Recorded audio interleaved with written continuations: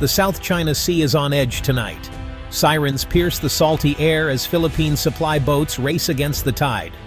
Just hours ago, Manila announced a bold new move. Pag-asa Island is being reinforced. The world is watching. The stakes have never been higher. This is not just another diplomatic dispute. Red lights flash across war rooms in Manila, Beijing, and Washington. Communication lines buzz with urgency. At the center of this storm is Pag-asa, a tiny island that has suddenly become the focus of global attention. The tension is real and rising. Military vessels slice through choppy waves.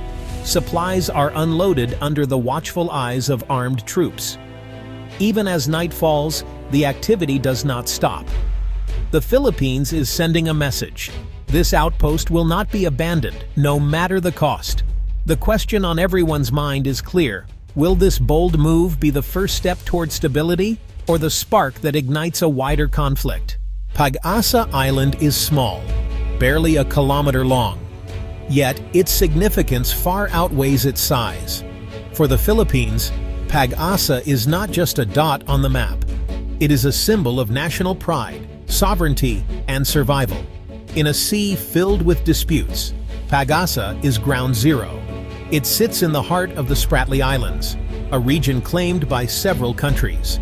Its location is strategic, commanding access to vital shipping lanes and rich fishing grounds. Beneath the waves, untapped oil and gas reserves add more fuel to the competition. For Filipinos, holding Pag-asa is about securing the nation's future. Over 200 civilians live here. Most are fishermen and their families. Their presence turns a barren isle into a living community. Every home, every school, every Philippine flag on Pag-asa is a statement. We are here to stay. Without Pag-asa, the Philippines' claims in the South China Sea would be weaker. With it, the country stands tall. The world knows this island matters. The Philippine government is moving fast. Concrete mixers roar as new buildings rise from the sand. Engineers work around the clock to expand the island's airstrip. The landing dock, once battered by waves, is now reinforced with steel and hope. Every improvement is a message of resilience. Soldiers patrol the shoreline. Their eyes scan the horizon for unfamiliar ships. Surveillance drones buzz overhead, feeding real-time images to command centers in Manila. The military presence is impossible to ignore. It is both a shield and a warning. But it's not just about the military. The government is investing in civilian life too. Freshwater systems are being upgraded. A new school building offers hope to young residents. Solar panels provide electricity where diesel generators once failed. These changes make life on Pag-asa tough, but not impossible. The message is clear. Pag-asa is not a temporary outpost. It is a community. One the Philippines is determined to protect and grow. China is watching closely. Beijing has long claimed most of the South China Sea, including Pag-asa. The Chinese Coast Guard has increased patrols near the island. Sometimes, their ships shadow Philippine boats, coming dangerously close. Every movement is tracked. Every gesture is scrutinized. Chinese officials have issued stern warnings. They call the Philippine actions illegal and provocative.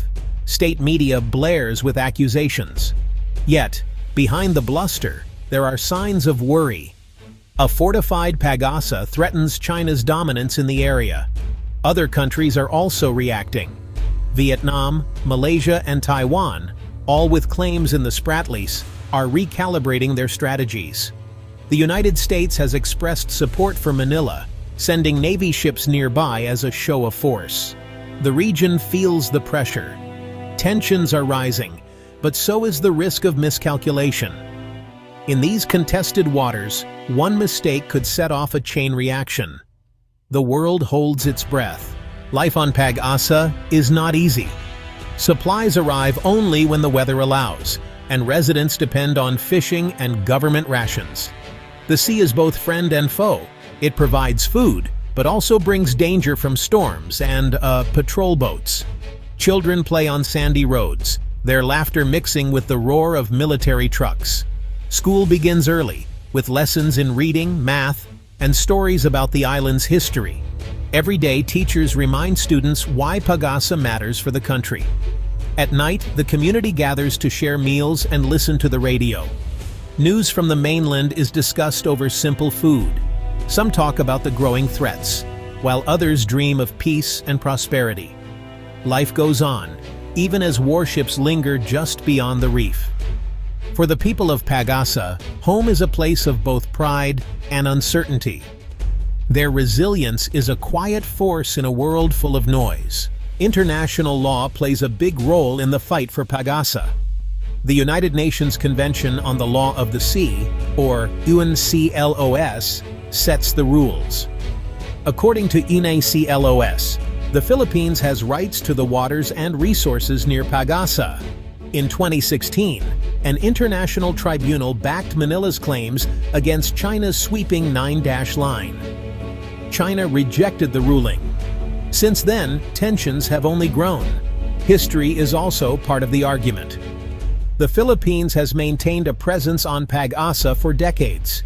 It built structures, ran schools, and raised flags, actions seen as proof of ownership. Other claimants use similar arguments. Vietnam and Malaysia have built their own outposts in the Spratlys. Each country interprets the law to suit its interests. The result is a legal maze with no easy solution. Despite court decisions and treaties, might often prevails over right. The legal battle is far from over.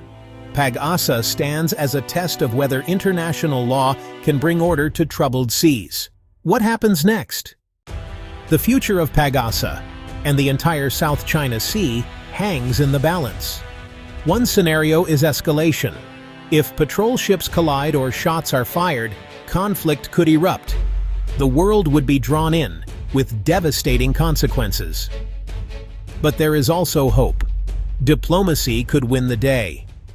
Talks, backed by international pressure, might lead to new agreements. Joint patrols or resource-sharing deals could defuse the crisis. The presence of civilians on Pag-asa might encourage restraint from all sides. Yet, uncertainty remains. New military buildups, aggressive maneuvers, and national pride make compromise difficult. The seas around Pag-asa are rough, both literally and politically. Everyone involved faces a choice: push for dominance or build for peace. The decisions made now will shape Asia's future for decades to come. The story of Pag-asa Island is far from over. The Philippines' bold moves have put the island and the nation at the center of a global drama. Every new building, every naval patrol, every child in the island school is part of a larger struggle. Peace in the South China Sea will not come easily.